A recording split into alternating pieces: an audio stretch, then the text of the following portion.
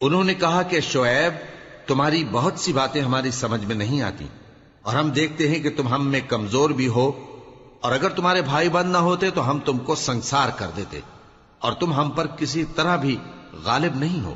انہوں نے کہا کہ اے قوم، کیا میرے بھائی بندوں کا دباؤ تم پر اللہ سے زیادہ ہے، اور اس کو تم نے پیٹھ پیچھے ڈال رکھا ہے؟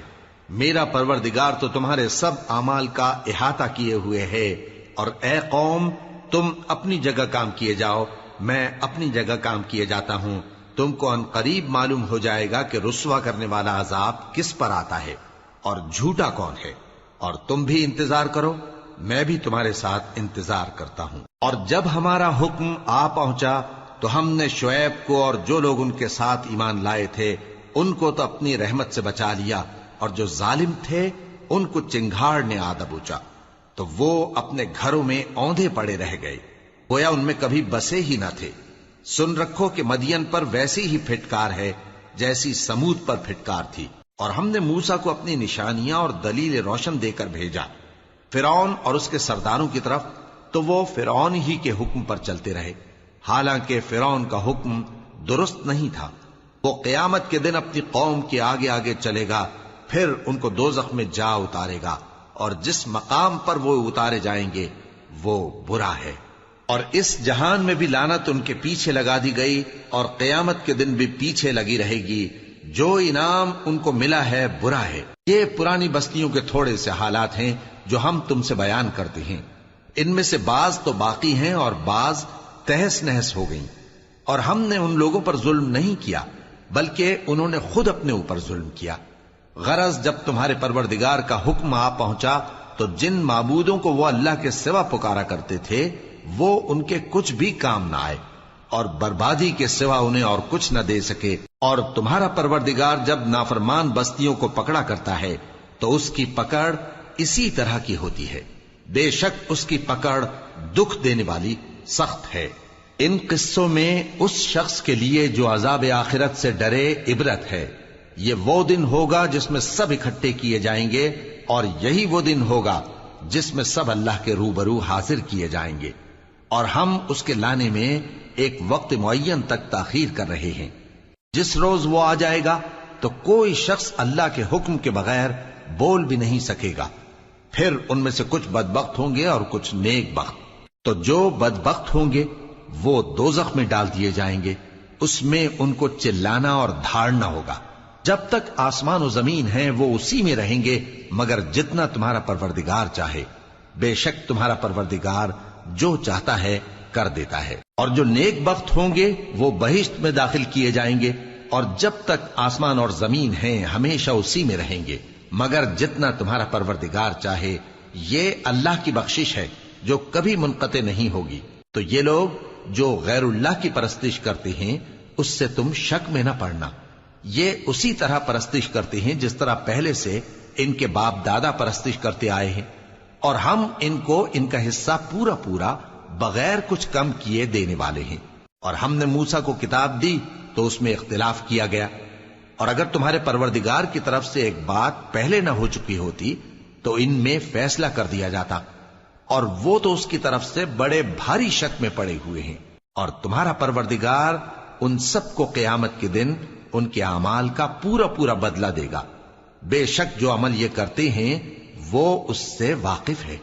سو اے پیغمبر، جیسا تم کو حکم ہوتا ہے اس پر تم اور جو لوگ تمہارے ساتھ تائب ہوئے ہیں قائم رہو، اور حد سے تجاوز نہ کرنا، وہ تمہارے سب اعمال کو دیکھ رہا ہے۔ اور مسلمانوں، جو لوگ ظالم ہیں ان کی طرف مائل نہ ہونا، نہیں تو تمہیں بھی دوزخ کی آگ آ لپٹے گی، اور اللہ کے سوا تمہارے کوئی دوست نہیں ہوں گے، پھر تمہیں کوئی مدد بھی نہ ملے گی۔ اور دن کے دونوں سروں یعنی صبح اور شام کے اوقات میں اور رات کی چند ساعتوں میں نماز پڑھا کرو، کچھ شک نہیں کہ نیکیاں گناہوں کو دور کر دیتی ہیں۔ یہ ان کے لیے نصیحت ہے جو نصیحت قبول کرنے والے ہیں۔ اور صبر کیے رہو کہ اللہ نیکوکاروں کا اجر ضائع نہیں کرتا۔ تو جو امتیں تم سے پہلے گزر چکی ہیں ان میں ایسے ہوش مند کیوں نہ ہوئے جو ملک میں خرابی کرنے سے روکتے؟ ہاں، ایسے تھوڑے سے تھے جن کو ہم نے ان میں سے نجات بخشی، اور جو ظالم تھے وہ انہی باتوں کے پیچھے لگے رہے جن میں عیش و آرام تھا، اور وہ گناہوں میں ڈوبے ہوئے تھے، اور تمہارا پروردگار ایسا نہیں ہے کہ بستیوں کو جبکہ وہاں کے باشندے نیکوکار ہوں از راہ ظلم تباہ کر دے۔ اور اگر تمہارا پروردگار چاہتا تو تمام لوگوں کو ایک ہی جماعت کر دیتا، اور وہ برابر اختلاف کرتے رہیں گے، مگر جن پر تمہارا پروردگار رحم فرمائے، اور اسی لیے اس نے ان کو پیدا کیا ہے۔ اور تمہارے پروردگار کا قول پورا ہو گیا کہ میں دوزخ کو جنوں اور انسانوں سب سے بھر دوں گا۔ اور اے نبی اور پیغمبروں کے وہ سب حالات جو ہم تم سے بیان کرتے ہیں، ان سے ہم تمہارے دل کو جمائے رکھتے ہیں، اور ان حالات میں تمہارے پاس حق پہنچ گیا، اور یہ مومنوں کے لیے نصیحت اور عبرت ہے۔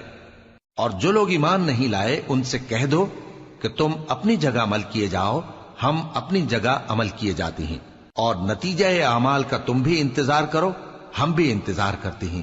اور آسمانوں اور زمین کی چھپی چیزوں کا علم اللہ ہی کو ہے، اور تمام معاملات اسی کی طرف رجوع کیے جائیں گے، تو اسی کی عبادت کرو اور اسی پر بھروسہ رکھو۔ اور جو کچھ تم لوگ کر رہے ہو تمہارا پروردگار اس سے بے خبر نہیں۔ شروع اللہ کا نام لے کر جو بڑا مہربان نہایت رحم والا ہے۔ الف لام را، یہ کتاب روشن کی آیتیں ہیں۔ ہم نے اس قرآن کو عربی میں نازل کیا ہے تاکہ تم لوگ سمجھ سکو۔ اے پیغمبر، ہم اس قرآن کے ذریعے سے جو ہم نے تمہاری طرف بھیجا ہے تمہیں ایک نہایت اچھا قصہ سناتے ہیں، اور تم اس سے پہلے بے خبر تھے۔ جب یوسف نے اپنے والد سے کہا کہ ابا، میں نے خواب میں 11 ستاروں اور سورج اور چاند کو دیکھا ہے، دیکھتا کیا ہوں کہ وہ مجھے سجدہ کر رہی ہیں۔ انہوں نے کہا کہ بیٹا، اپنے خواب کا ذکر اپنے بھائیوں سے نہ کرنا، نہیں تو وہ تمہارے حق میں کوئی چال چلیں گے۔ کچھ شک نہیں کہ شیطان انسان کا کھلا دشمن ہے، اور اسی طرح اللہ تمہیں برگزیدہ و ممتاز کرے گا اور خواب کی باتوں کی تعبیر کا علم سکھائے گا۔ اور جس طرح اس نے اپنی نعمت پہلے تمہارے دادا پر دادا ابراہیم اور اسحاق پر پوری کی تھی، اسی طرح تم پر اور اولاد یعقوب پر پوری کرے گا۔ بے شک تمہارا پروردگار سب کچھ جاننے والا ہے، حکمت والا ہے۔ ہاں، یوسف اور ان کے بھائیوں کے قصے میں پوچھنے والوں کے لیے بہت سی نشانیاں ہیں۔ جب انہوں نے آپس میں تذکرہ کیا کہ یوسف اور اس کا بھائی ابا کو ہم سے زیادہ پیارے ہیں، حالانکہ ہم جماعت کی جماعت ہیں، کچھ شک نہیں کہ ابا کھلی غلطی پر ہیں، یوسف کو یا تو جان سے مار ڈالو یا کسی ملک میں پھینک آؤ، پھر ابا کی توجہ صرف تمہاری طرف ہو جائے گی، اور اس کے بعد تم نیک لوگوں میں ہو جاؤ گے۔ ان میں سے ایک کہنے والے نے کہا کہ یوسف کو جان سے نہ مارو، کسی اندھے کنویں میں ڈال دو کہ کوئی راہگیر اسے نکال کر کسی دوسرے ملک میں لے جائے گا۔ اگر تم کو کرنا ہی ہے تو یوں کرو۔ یہ مشورہ کر کے وہ اپنے والد سے کہنے لگے کہ ابا جان، کیا سبب ہے کہ آپ یوسف کے بارے میں ہمارا اعتبار نہیں کرتے؟ حالانکہ ہم اس کے خیر خواہ ہیں، کل اسے ہمارے ساتھ بھیج دیجئے کہ خوب میوے کھائے اور کھیلے کودے، ہم اس کے نگہبان ہیں۔ انہوں نے کہا کہ یہ امر مجھے غمناک کیے دیتا ہے کہ تم اسے لے جاؤ، یعنی وہ مجھ سے جدا ہو جائے، اور مجھے یہ بھی خوف ہے کہ تم کھیل میں اس سے غافل ہو جاؤ اور اسے بھیڑیا کھا جائے۔ وہ کہنے لگے کہ اگر ہماری موجودگی میں کہ ہم ایک طاقتور جماعت ہیں اسے بھیڑیا کھا گیا تو ہم بڑے نقصان میں پڑ گئے۔ غرض جب وہ اس کو لے گئے اور اس بات پر اتفاق کر لیا کہ اس کو اندھے کنویں میں ڈال دیں، اور ہم نے یوسف کی طرف وحی بھیجی کہ ایک وقت ایسا آئے گا کہ تم انہیں ان کے اس سلوک سے آگاہ کرو گے، اور ان کو اس وحی کی کچھ خبر نہ ہوگی۔ اور یہ حرکت کر کے وہ رات کے وقت باپ کے پاس روتے ہوئے آئے، کہنے لگے کہ ابا جان، ہم تو دوڑنے اور ایک دوسرے سے آگے نکلنے میں مصروف ہو گئے اور یوسف کو اپنے اسباب کے پاس چھوڑ گئے تو اسے بھیڑیا کھا گیا، اور آپ ہماری بات کو گو ہم سچ ہی کہتے ہیں باور نہیں کریں گے۔ اور ان کے کرتے پر جھوٹ موٹ کا لہو بھی لگا لائے۔ یعقوب نے کہا کہ یوں نہیں ہے، بلکہ تم اپنے دل سے یہ بات بنا لائے ہو۔ اچھا، صبر کہ وہی خوب ہے، اور جو تم بیان کرتے ہو اس کے بارے میں اللہ ہی سے مدد چاہیے۔ اور اب اللہ کی شان دیکھو کہ اس کنویں کے قریب ایک قافلہ آوارد ہوا اور انہوں نے پانی کے لیے اپنا سقا بھیجا، تو اس نے کنویں میں ڈول لٹکایا، یوسف اس سے لٹک گئے۔ وہ بولا، زہے قسمت، یہ تو ایک لڑکا ہے، اور اس کو قیمتی سرمایہ سمجھ کر چھپا لیا۔ اور جو کچھ وہ کرتے تھے اللہ کو خوب معلوم تھا، اور انہوں نے اس کو تھوڑی سی قیمت یعنی مادود چند درہموں پر بیچ ڈالا، اور وہ اس سے بیزار ہو رہے تھے۔ اور مصر میں جس شخص نے اس کو خریدا اس نے اپنی بیوی سے جس کا نام زلیخا تھا کہا کہ اس کو عزت و اکرام سے رکھو، عجب نہیں کہ یہ ہمیں فائدہ دے یا ہم اسے بیٹا بنا لیں۔ اس طرح ہم نے یوسف کو سرزمین مصر میں جگہ دی، اور غرض یہ تھی کہ ہم ان کو خواب کی باتوں کی تعبیر سکھائیں، اور اللہ اپنے کام پر غالب ہے لیکن اکثر لوگ نہیں جانتے۔ اور جب وہ اپنی جوانی کو پہنچے تو ہم نے ان کو دانائی اور علم عطا کیا، اور نیکوکاروں کو ہم اسی طرح بدلہ دیا کرتے ہیں۔ اور جس عورت کے گھر میں وہ رہتے تھے اس نے ان کو اپنی طرف مائل کرنا چاہا اور دروازے بند کر کے کہنے لگی، یوسف جلدی آؤ۔ انہوں نے کہا کہ اللہ پناہ میں رکھے، وہ یعنی تمہارے میاں تو میرے آقا ہیں، انہوں نے مجھے اچھی طرح سے رکھا ہے، میں ایسا ظلم نہیں کر سکتا، بے شک ظالم لوگ فلاح نہیں پائیں گے۔ اور اس عورت نے ان کا قصد کیا اور انہوں نے اس کا قصد کیا۔ اگر وہ اپنے پروردگار کی نشانی نہ دیکھتے تو جو ہوتا سو ہوتا۔ یوں اس لیے کیا گیا کہ ہم ان سے برائی اور بے حیائی کو روک دیں، بے شک وہ ہمارے چنے ہوئے بندوں میں سے تھے۔ اور دونوں دروازے کی طرف بھاگے، آگے یوسف پیچھے زلیخا، اور عورت نے ان کا کرتا پیچھے سے پکڑ کر جو کھینچا تو پھاڑ ڈالا، اور دونوں کو دروازے کے پاس عورت کا خاوند مل گیا۔ تو عورت بولی کہ جو شخص تمہاری بیوی کے ساتھ برا ارادہ کرے اس کی اس کے سوا کیا سزا ہے کہ یا تو قید کیا جائے یا اسے دکھ کا عذاب دیا جائے۔ یوسف نے کہا، اسی نے مجھ کو اپنی طرف مائل کرنا چاہا تھا، اور اس کے خاندان میں سے ایک گواہ نے گواہی دی کہ اگر اس کا کرتا آگے سے پھٹا ہو تو یہ سچی اور یوسف جھوٹا ہے، اور اگر کرتا پیچھے سے پھٹا ہو تو یہ جھوٹی اور وہ سچا ہے۔ سو جب اس کا کرتا دیکھا تو پیچھے سے پھٹا تھا، تب اس نے زلیخا سے کہا کہ یہ تمہارا ہی فریب ہے، اور کچھ شک نہیں کہ تم عورتوں کے فریب بڑے بھاری ہوتے ہیں۔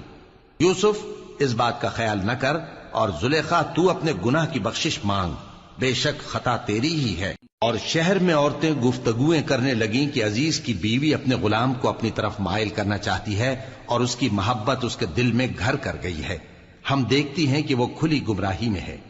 پھر جب زلیخا نے ان عورتوں کی گفتگو جو حقیقت میں دیدار یوسف کے لیے ایک چال تھی سنی تو ان کے پاس دعوت کا پیغام بھیجا اور ان کے لیے ایک محفل مرتب کی، اور پھل تراشنے کے لیے ہر ایک کو ایک ایک چھری دی، اور یوسف سے کہا کہ ان کے سامنے آؤ۔ جب عورتوں نے ان کو دیکھا تو ان کا روب حسن ان پر ایسا چھا گیا کہ پھل تراشتے تراشتے اپنے ہاتھ کاٹ لیے، اور بے ساختہ بول اٹھیں کہ اللہ پاک ہے، یہ آدمی نہیں، یہ تو کوئی بزرگ فرشتہ ہے۔ زلیخا نے کہا، تو یہ وہی ہے جس کے بارے میں تم مجھے تانے دیتی تھیں، اور بے شک میں نے اس کو اپنی طرف مائل کرنا چاہا مگر یہ بچا رہا، اور اگر یہ وہ کام نہ کرے گا جو میں اسے کہتی ہوں تو قید کر دیا جائے گا اور ذلیل ہوگا۔ یوسف نے دعا کی کہ پروردگار جس کام کی طرف یہ مجھے بلاتی ہیں اس کی نسبت مجھے قید پسند ہے، اور اگر تو مجھ سے ان کے فریب کو نہ ہٹائے گا تو میں ان کی طرف مائل ہو جاؤں گا اور نادانوں میں سے ہو جاؤں گا۔ پس ان کے رب نے ان کی دعا قبول کر لی اور ان سے عورتوں کا داؤں ٹال دیا، بے شک وہی تو سننے والا ہے، جاننے والا ہے۔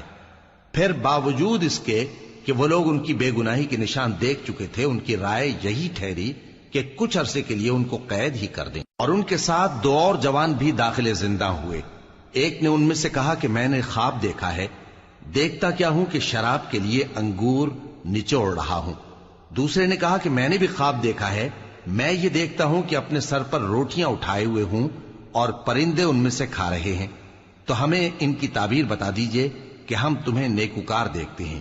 یوسف نے کہا کہ جو کھانا تم کو ملنے والا ہے وہ آنے نہیں پائے گا کہ میں اس سے پہلے تم کو اس کی تعبیر بتا دوں گا۔ یہ ان باتوں میں سے ہے جو میرے پروردگار نے مجھے سکھائی ہیں۔ جو لوگ اللہ پر ایمان نہیں لاتے اور آخرت کا انکار کرتے ہیں، میں نے ان کا مذہب چھوڑ دیا ہے، اور میں اپنے باپ دادا ابراہیم اور اسحاق اور یعقوب کے مذہب پر چلتا ہوں۔ ہمیں شایع نہیں ہے کہ کسی چیز کو اللہ کے ساتھ شریک بنائیں، یہ اللہ کا فضل ہے ہم پر بھی اور لوگوں پر بھی، لیکن اکثر لوگ شکر نہیں کرتے۔ اے میرے قید خانے کے رفیقو، بھلا کئی جدا جدا آقا اچھے یا اللہ جو اکیلا ہے سب پر غالب ہے، جن چیزوں کی تم اللہ کے سوا پرستش کرتے ہو وہ صرف نام ہی نام ہیں جو تم نے اور تمہارے باپ دادا نے رکھ لیے ہیں. اللہ نے ان کی کوئی سند نازل نہیں کی. سن رکھو کہ اللہ کے سوا کسی کی حکومت نہیں ہے. اس نے ارشاد فرمایا ہے کہ اس کے سوا کسی کی عبادت نہ کرو.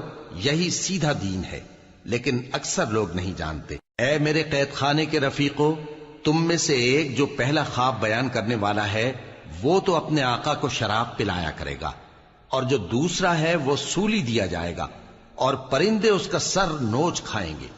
جو بات تم مجھ سے پوچھتے تھے وہ فیصل ہو چکی ہے. اور ان دونوں میں سے جس کی نسبت یوسف نے خیال کیا کہ وہ رہائی پا جائے گا، اس سے کہا کہ اپنے آقا سے میرا ذکر بھی کر دینا.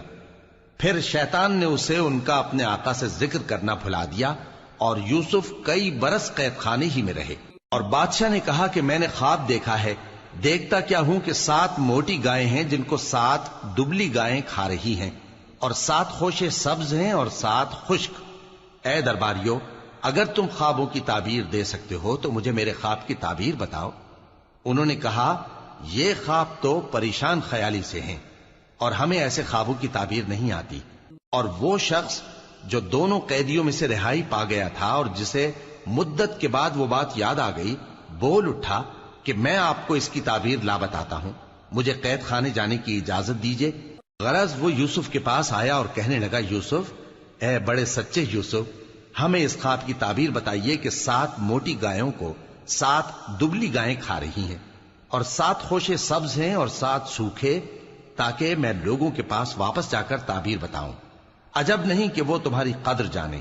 انہوں نے کہا کہ تم لوگ 7 سال متواتر کھیتی کرتے رہو گے، تو جو غلہ کاٹو تو تھوڑے سے غلے کے سوا جو کھانے میں آئے باقی کو خوشوں میں ہی رہنے دینا.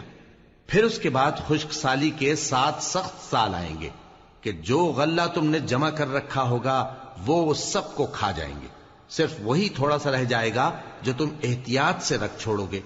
پھر اس کے بعد ایک ایسا سال آئے گا کہ خوب مے برسے گا اور لوگ اس میں رس نچوڑیں گے. اور یہ تعبیر سن کر بادشاہ نے حکم دیا کہ یوسف کو میرے پاس لے آؤ. سو جب قاصد ان کے پاس گیا تو انہوں نے کہا کہ اپنے آقا کے پاس واپس جاؤ اور اس سے پوچھو کہ ان عورتوں کا کیا حال ہے جنہوں نے اپنے ہاتھ کاٹ لیے تھے. بے شک میرا پروردگار ان کے فریب سے خوب واقف ہے. بادشاہ نے عورتوں سے پوچھا کہ تمہارا کیا قصہ تھا جب تم نے یوسف کو اپنی طرف مائل کرنا چاہا؟ سب بول اٹھیں کہ اللہ پاک ہے، ہم نے اس میں کوئی برائی معلوم نہیں کی. عزیز کی بیوی نے کہا، اب سچی بات تو ظاہر ہو ہی گئی ہے. اصل یہ ہے کہ میں نے اس کو اپنی طرف مائل کرنا چاہا تھا اور وہ بے شک سچا ہے. یوسف نے کہا کہ میں نے یہ بات اس لیے پوچھی ہے کہ عزیز کو یقین ہو جائے کہ میں نے اس کی پیٹھ پیچھے اس کی امانت میں خیانت نہیں کی، اور اللہ خیانت کرنے والوں کی چال کو چلنے نہیں دیتا.